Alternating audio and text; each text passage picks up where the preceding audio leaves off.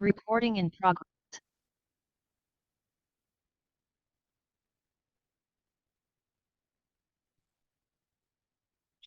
ओम शांति। बाबा कह रहे मीठे बच्चे, बाप आए हैं कांटों को फूल बनाने। बाप का प्यार कांटों से भी है, फूलों से भी है। कांटों को ही फूल बनाने की मेहनत करते हैं। बाप सबसे प्यार करते हैं, देख रहे हैं, कांटों से भी फूलों से भी। कांटों को ही तो फूल बनाते हैं। पहले तो दुनिया में कोई फूल था ही नहीं, सब कांटा थे।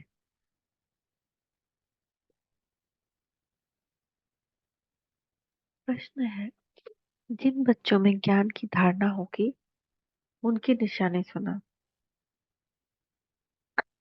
तो क्या करेंगे? जिनकी धारणा होगी पहला तो वो कमाल करके दिखाएंगे।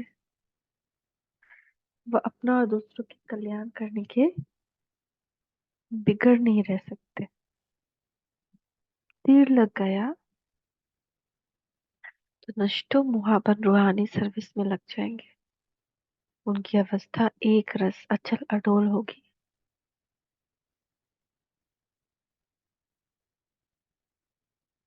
कभी कोई बेसमझी का काम नहीं करेंगे, किसी को भी दुख नहीं देंगे। अवगुण रूपी कांटे को निकालते जाए। अगर ज्ञान की धारणा हुई है, तुम जरूर दूसरों को कल्याण करेंगे, जरूर दूसरे को ज्ञान सुनाएंगे। और अगर ज्ञान का तीर लग गया है तो रूहानी सर्विस में लग जाएंगे, नष्ट मोहा बन जाएंगे। अवस्था चलाडोल एक रस होगी। कभी कोई बेसमझी का काम नहीं करेंगे, किसी को भी दुख नहीं देंगे। अवगुण रूपी कांटों को निकालते जाएंगे। ओम शांति। ये तो बच्चे जानते हैं, बाप बड़ी लीवर है, लीवर घड़ी है। पहले लीवर घड़ी बहुत फेमस थी ना।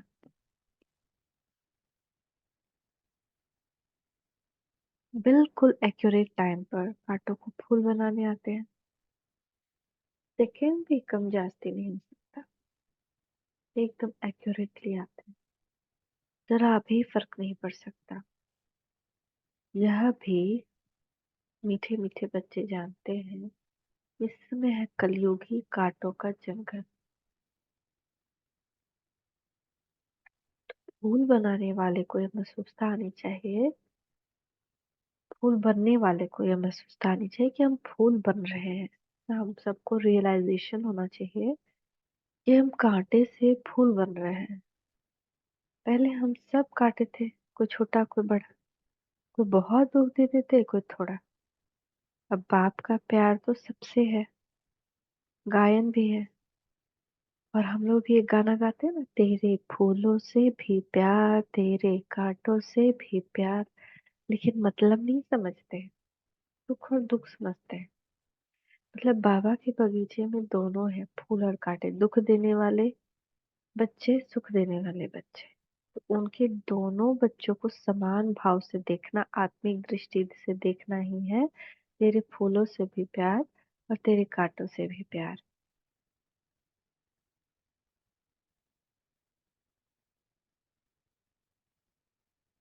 तो बाबा यही कह रहे हैं कि गायन भी है, कांटों से भी प्यार, फूलों से भी प्यार। पहले किससे प्यार है? जरूर कांटों से प्यार है। सबसे पहले तो बाबा का कांटों से प्यार है ना। इतना प्यार जो मेहनत कर उनको उनको कांटों से फूल बनाते हैं। तो जो जो बाबा के बच्चे हैं, जिनको ज्ञान की धारणा हो गई है, वो भी बाबा की तरह बाबा के कांटों से प्यार कर उनको भी फूल बनाने का पुरुषार्थ करते हैं। तभी ये गाना गाते हैं, तेरे फूलों से भी प्यार, तेरे कांटों से भी प्यार। कांटे भी जो है, उनसे दुख देने वाले भी, उनसे वो नफरत नहीं करते, उनसे भी प्यार करते हैं, क्योंकि वो उनसे भगवान भी प्यार करता है। हम भी तो कांटा ही थे ना। तो सबसे पहले भगवान का प्यार कांटों से, क्योंकि सब कांटे थे। अगर कांटों से प्यार नहीं होता तो भगवान नीचे नहीं आते। हमको कांटों से फूल बनाने, इतना प्यार है जो मेहनत कर उनको कांटों से फूल बनाते। तो हमको अपने अंदर चेक करना है कि हम तो कहीं बाबा के किसी कांटे से नफरत तो नहीं करते, या हम कंप्लीट फूल बन गए हैं कि हम सच में जरा भी मन वचन कर्म कोई किसी को दुख नहीं दे रहा है, कोई सुने या ना सुने। लेकिन अगर हमारे संकल्प मात्र भी किसी के लिए दुख के हैं तो वो दुख की लहर उसके पास पहुंच ही जाती, सिर्फ उसके पास नहीं, पूरी ब्रह्मांड में फैल जाती। आते ही हैं कांटों की दुनिया में। इससे क्या सिद्ध होता है कि कांटों की दुनिया में भगवान आते हैं? क्यों सर्वव्यापी नहीं है? सर्वव्यापी होते तो कांटे ही नहीं बनते कोई। एक ही महिमा होती है, महिमा होती है आत्मा की। जब आत्मा शरीर धारण कर पाठ बजाती है, शिष्टाचारी भी आत्मा बनती है तो भ्रष्टाचारी भी आत्मा बनती है। आत्मा शरीर धारण कर जैसे जैसे कर्म करते उस अनुसार कहा जाता है कुकर्मी है या सुकर्मी है, अच्छा ही अच्छा व बुरा कर्म करते। अरे पूछो सतयुगी त्यागी फूल हो तो कलयुगी रास्ते काटे हो। कहाँ सतयुग, कहाँ कलयुग, कहाँ डीटी, कहाँ डेवर।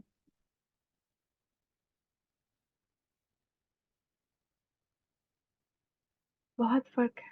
कांटे जो होते हैं वो अपने को फूल कह ना सके, फूल होते हैं सतयुग में, कलयुग में होते नहीं। अब यह भी संगम युग, जब तुम कांटों से फूल बनते हो। टीचर लेसन देते हैं, बच्चों का काम है उनको रिफाइन कर बताना। उसमें यह भी लिखो कि अगर फूल बनना चाहते हो तो अपने को आत्मा समझो और फूल बनाने वाले परम पिता परमात्मा को याद करो तो तुम्हारे आप गुण निकल जाएंगे और तुम सतो प्रधान बन जाए। परमात्मा को हम याद करेंगे ना तो हमारे सारे अवगुण निकलते जाएंगे। बार बार एक एक अपना चार्ट जरूर भरिए, नहीं तो लास्ट में बाबा पूछेगा, जब अंतिम घड़ी आएगी ना तो पूछेगा क्यों नहीं भरा चार्ट।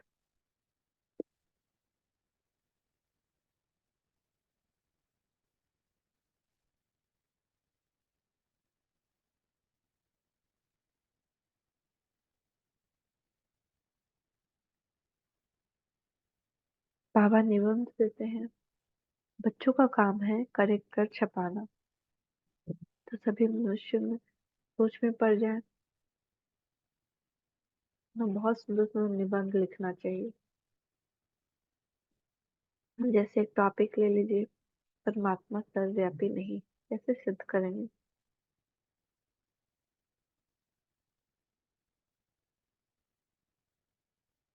सबका भगवान एक शिव ही है, गीता का भगवान शिव है, कैसे सिद्ध करेंगे? तो ये सब पे निबंध लिखना चाहिए।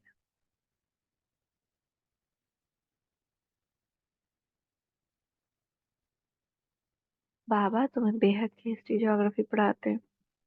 उन स्कूलों में तो पुराने वर्ल्ड की हिस्ट्री ज्योग्राफी पढ़ाई जाती, नई दुनिया की हिस्ट्री ज्योग्राफी को तो कोई जानते ही नहीं। ये पढ़ाई भी है, समझानी भी है। कोई छिछी काम करना बेसमझी है। कोई भी छिछी काम जिसमें जरा भी वर्ड्स को ही देखे अपने कुछ भी जरा निगेटिव है, छिछी काम ही ना है। फिर समझाया जाता है विकारी काम, दुख देने का काम नहीं करना है। दुख हरता सुख करता बाप की महिमा है ना। यहाँ तुम भी सीख रहे हो किसको दुख नहीं देना है। बाप शिक्षा देते हैं सदैव सुख देते रहो। यह अवस्था कोई जल्दी नहीं बनती है।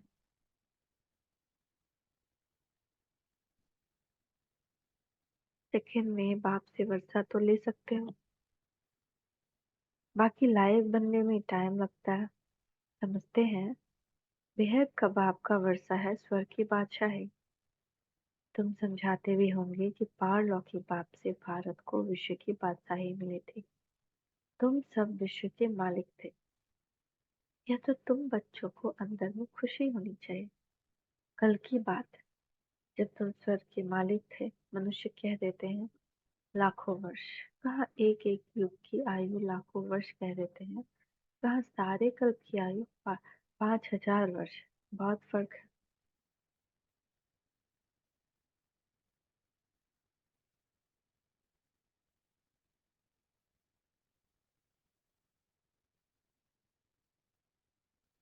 ज्ञान का सागर एक ही बेहद का बाप है।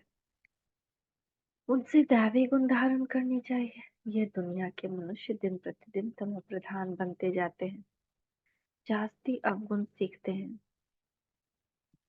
तो हम लोग तो अवगुण सीखे, लेकिन जो नई आत्माएं हैं, जो सतो प्रधान आत्माएं आती हैं, तो वो तो पहले सतो प्रधान आती हैं, एंजॉय करती हैं। फिर मान लीजिए एक जन्म के लिए आई होंगी या 2 जन्म के लिए, तो वो अभी धीरे धीरे अवगुण और धारण कर रही होगी। जास्ती अवगुण सीखते रह जाते हैं। आगे इतना करप्शन, अडल्ट्रेशन, भ्रष्टाचार नहीं था, अब बढ़ता जाता है। अभी तुम बाप की याद के बल से प्रधान बनते जा रहे हो।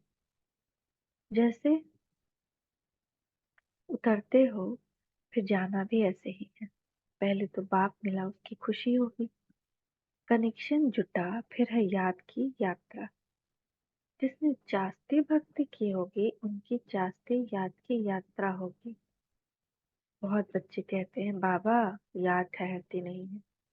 भक्ति में भी ऐसे होता है।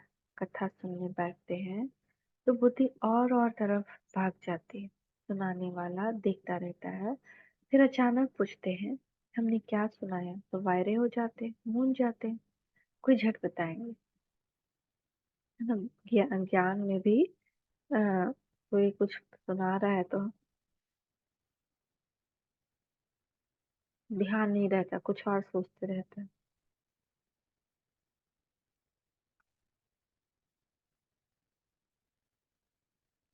सब तो एक जैसे नहीं होते। भले यहाँ बैठे हैं, परंतु धारणा कुछ भी नहीं। कभी कभी हम बैठ के सुन रहे हैं, लेकिन माइंड में कुछ और चल रहा है। तो हमेशा आत्मिक स्थिति में बैठना चाहिए। तो ये सोच कर नहीं बैठना चाहिए कि ये ब्राह्मणी सुना रही है। खुद बाप दादा बैठकर सुना रहे हैं, इसके द्वारा सुना रहे हैं। अगर धारणा होती है तो कमाल कर दिखाते हैं। अगर ज्ञान हम सच में सुने, उसको धारण कर लें बुद्धि में, तो फिर हम कमाल करने लगे। वह अपना दूसरों का कल्याण करने बिना नहीं रह सकते। भले किसको घर में बहुत सुख है, महले मोटरे आदि है, परंतु एक बार दिल लग गया तो बस पति को कहेंगे हम ये रूहानी सर्विस करना चाहते हैं।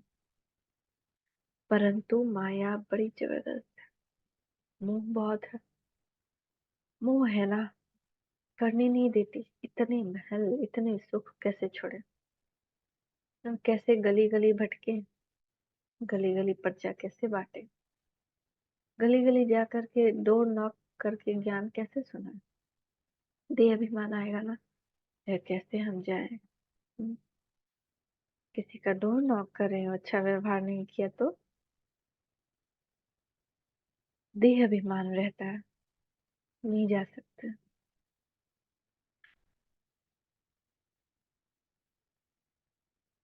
तो इतने महल, इतने सुख कैसे छोड़े। सुखी महल ना भी रहे तो सुख में तो है ही ना। तो कैसे निकले। धूप है तो बारिश है तो ठंड है। अरे यह इतने सब पहले जो भागे, बड़े बड़े लखपति घरों घर की थी, सब छोड़कर चली आई। शुरुआत में यज्ञ में जितनी माताएं बड़े बड़े लखपति करोड़पति घर की, सब कुछ छोड़ दिया आ गई। ये तकदीर दिखाती है, इनकी तकदीर नहीं है छोड़ने की। रावण की जंजीरों में जकड़े हुए हैं। यह बुद्धि की जंजीर, बुद्धि से जंजीर है ना। अपनी कोई कहता है कि नींद तो जरूरी है, नींद नहीं करेंगे तो तबीयत खराब होगा। अच्छा ठीक है, लेकिन किसी का घर में तबीयत खराब होता है या किसी को कहीं जाना, तो जगते हैं ना भाई। एक परमात्मा ही के लिए नहीं जग सकते हैं, जो आप, जो सबसे सब जिसके साथ हमारा सच्चा रिश्ता है। बाकी तब तो झूठी ड्रामा है। उसके लिए हम कहेंगे कैसे जाए, अपने बच्चे का तबीयत खराब हुआ है, कुछ भी होगा तो हम रात भर बैठे रह जाएंगे, पलक भर नींद नहीं आएगी। और योग करने में, भगवान से मिलन मनाने में नींद आती है, उठ नहीं सकते हैं, टाइम नहीं है, तो भगवान ये कहता है जो जिसको जो उसको इम्पोर्टेंस देगा वो भी तो उसको ही इम्पोर्टेंस देगा ना। त्याग से भाग बनता है। उसको जो बच्चा बना करके उसके लिए अपनी नींद का त्याग करेगा, भगवान उसके लिए, जैसे 3 मुट्ठी चावल का बात है, जैसे 3 मुट्ठी चावल में सुदामा को सब कुछ दे दिया, तो वैसे ही बात है कि हम कितना अपने अंदर उसके लिए प्यार रखते, कितना त्याग करते। मोह है ना। तो बाप समझाते हैं, अरे तुम स्वर्ग के मालिक ऊंचे बनते हैं। बाप गारंटी देते हैं 21 जन्म तुम कभी बीमार नहीं पड़ेंगे, एवर हेल्दी 21 जन्मों तक रहें, तो ये कितनी बड़ी बात है। और इसको हम नहीं लेते हैं तो हम ऐसे युग में आएंगे जहाँ बीमारी आती है, बीमार ही बीमार पड़ेंगे, है ना। तुम भल रहो पति के पास, सिर्फ उनसे छुट्टी लो, पवित्र बनूंगी और बनाऊंगी। यह तुम्हारा फर्ज है, बाप को याद करना, जिससे अपार सुख मिलते हैं। याद करते करते तमो प्रधान से सतो प्रधान बन जाएंगे। इतनी समझ की बात है। शरीर पर भरोसा नहीं है, बाप का तो बन जाओ। ना अपने शरीर पर भरोसा है, ना शरीर के संबंध पे। किस पे भरोसा है, किसके लिए गारंटी से कर सकते हैं कि ये कभी दुख नहीं देगा, कभी साथ नहीं छोड़ेगा, है कोई ऐसा दुनिया में? तो उसका तो गारंटी है, वो तो कितनी गारंटी दे रहा है। बाप का तो बन जाओ। उन जैसी प्यारी वस्तु कोई और नहीं है, कोई नहीं है। आखिर कुछ तो उन्होंने किया जो हम लोगों ने भक्ति मार्ग में उनकी इतनी पूजा की, हमारे दुख दूर किए, तभी तो हमने उनकी पूजा, हम उनकी इतनी पूजा करते हैं भक्ति मार्ग में, इतना उनको याद करते हैं। ओम नमः शिवाय, ओम नमः शिवाय का रट लगाते रहते हैं। बाप विश्व का मालिक बनाते हैं, कहते जितना चाहो उतना तो सतो प्रधान बन, तुम अपार सुख देखेंगे। बाबा स्वर्ग का द्वार इन नारियों से खुलवाते हैं। माताओं पर ही ज्ञान का कलश रखा जाता है, तो कितनी बड़ी बात है। ज्ञान का कलश माताओं पे है। मधुबन में जो समर्पित भाई बहन हो उनके ऊपर नहीं, जो माताएं, उनके ऊपर भगवान ने ज्ञान का कलश रखा। क्यों? माताएं बहुत सहती हैं, उनके अंदर सहन शक्ति होती है।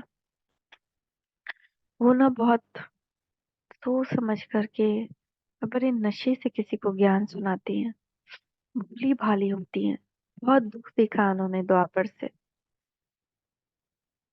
और स्वर्ग का गेट भी माताओं से ही खुलवाते हैं।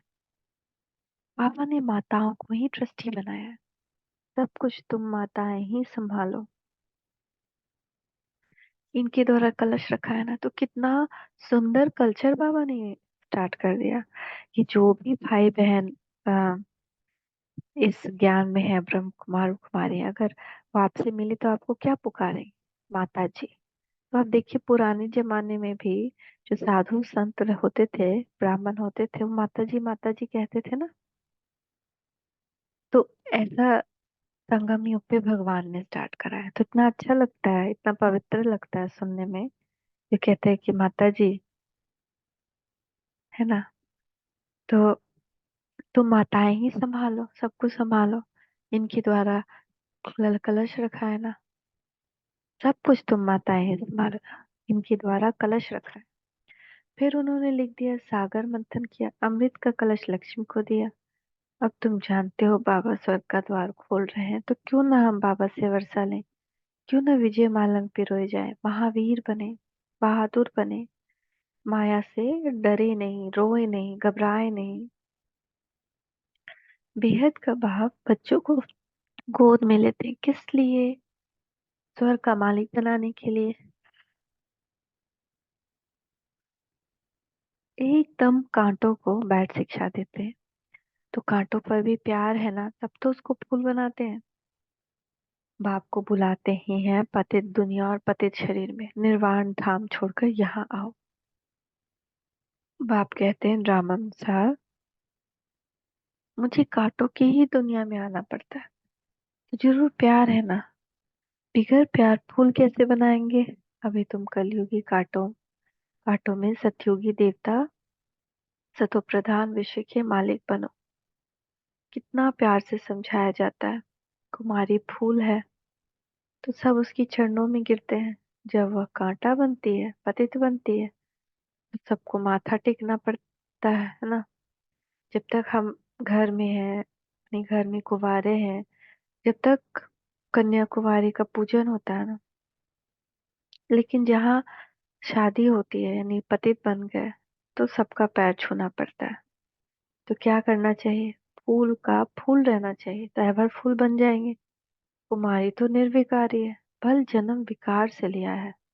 जैसे सन्यासी जन्म तो विकार से लेते हैं ना, शादी कर फिर घर बार को तलाक दे देते हैं, उन्हें फिर महान आत्मा कहते हैं। कहाँ वह सत्यों के महान आत्मा, विश्व के मालिक, कहाँ यह कलयुग के सत्यों के महान आत्मा, तो विकार में जाते ही नहीं।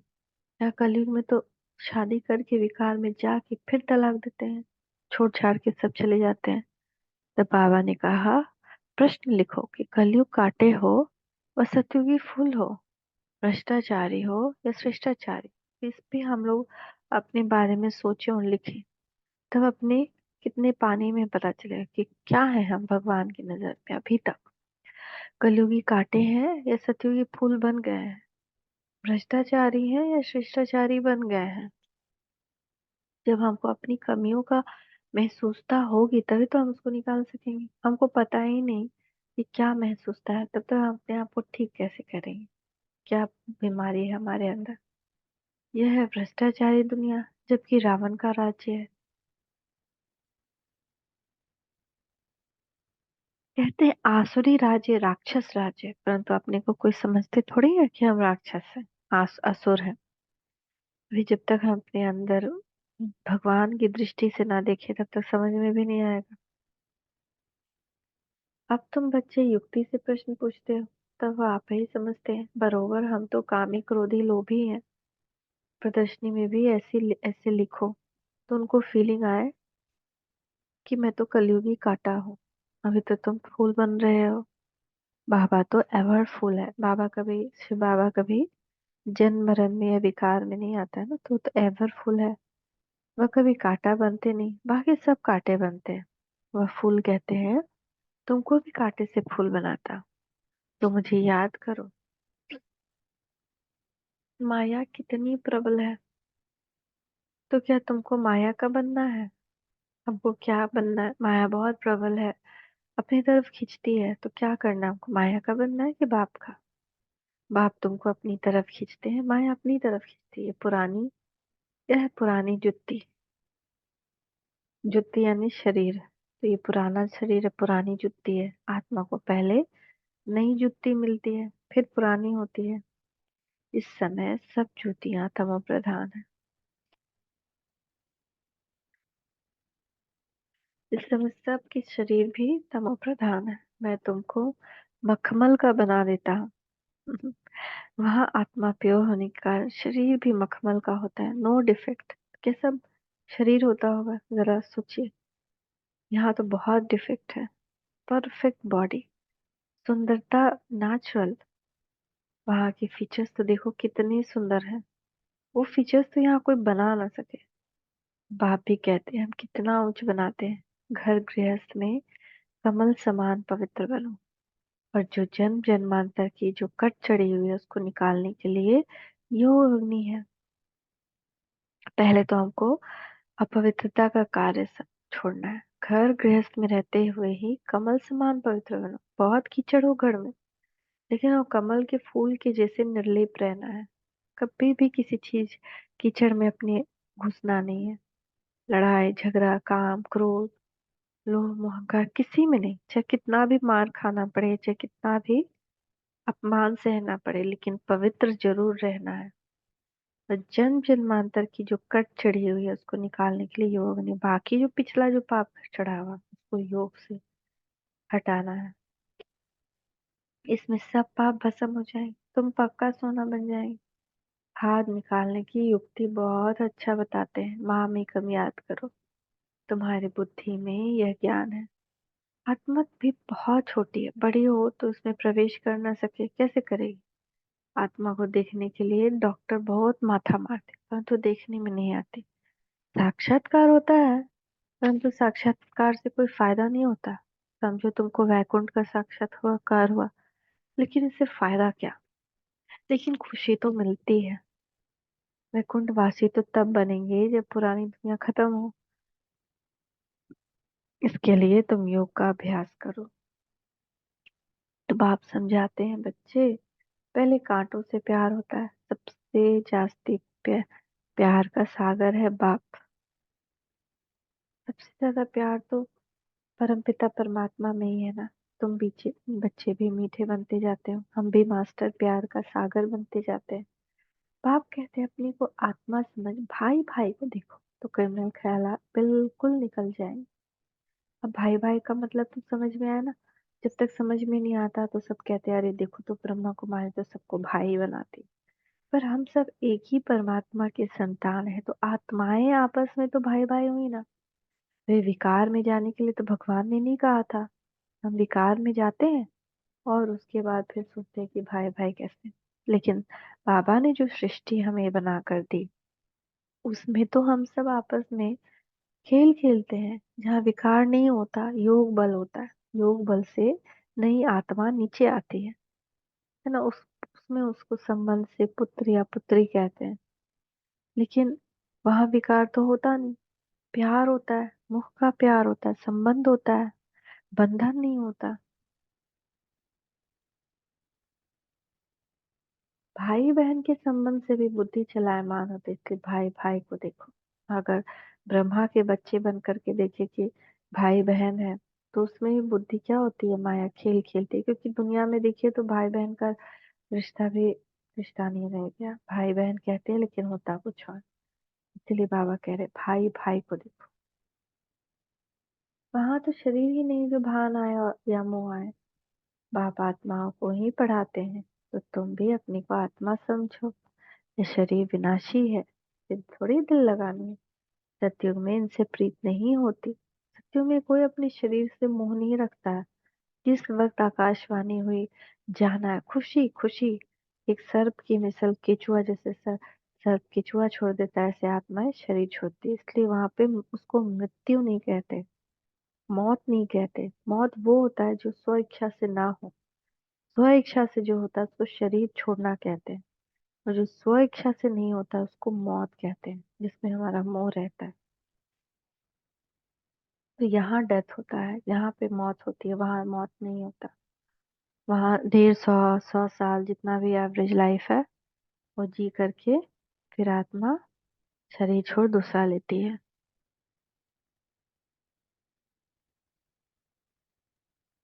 मोहजीत राजा की कथा सुनी है ना। बोला आत्मा एक शरीर छोड़ जाकर दूसरा ले, पार्ट मिला हुआ है, मोह क्यों रखे। तो मोहजाल राजा को उसके बेटे का खून से लथपथ कपड़ा दिखा कहा गया आपका बच्चा तो मर गया। तो राजा मोहजीत था, पूरा प्रजा ही मोहजीत था। सत्युग में तो सब वैसे ही होते हैं ना। तो उसको कहा गया कि, तो वो कहा कि कोई बात नहीं, उसका पाठ ही वही था। अब वो दूसरी जगह पाठ जब जाकर बजा रही होगी आत्मा। तो ऐसा बिल्कुल अष्टो मुहा बनना है। इसलिए बाबा कहते खबरदार रहना।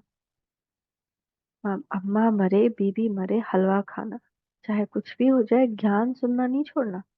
हलवा ये ज्ञान है। चाहे कोई भी सिचुएशन रहे, किसी इस वक्त हाँ, बाबा की जो युगल थी, लौकिक ब्रह्मा बाबा की, उनका शरीर का त्याग हुआ था तो भी बाबा मुरली सुना रहा था। यह प्रतिज्ञा करो कोई भी मरे हमको रोना नहीं। कोई भी मरे रोना नहीं है। आत्मा देखेंगे तभी हो सकेगा ना।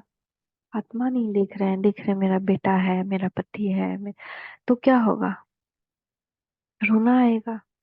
तो तुम अपने बाप को याद करो, सतो प्रधान बनो। और कोई रास्ता नहीं है सतो प्रधान बनने का। पुरुषार्थ से ही विजय माला का दाना बनेंगे। पुरुषार्थ से जो चाहे वो बन सकते हो। बाप तो समझते हैं जितना पुरुषार्थ कल्प पहले क्या होगा वही करेंगे। बाप तो है ही गरीब निवास, दान भी गरीबों को ही दिया जाता है। बाप खुद कहते हैं मैं भी साधारण तन में आता हूँ, न गरीब न साहूकार, तुम बच्चे ही बाप को जानते हो, बाकी सारी दुनिया तो सर्वव्यापी कह देती है। बाप ऐसा धर्म स्थापन करते हैं जो वहां दुख का नाम भी नहीं रहेगा।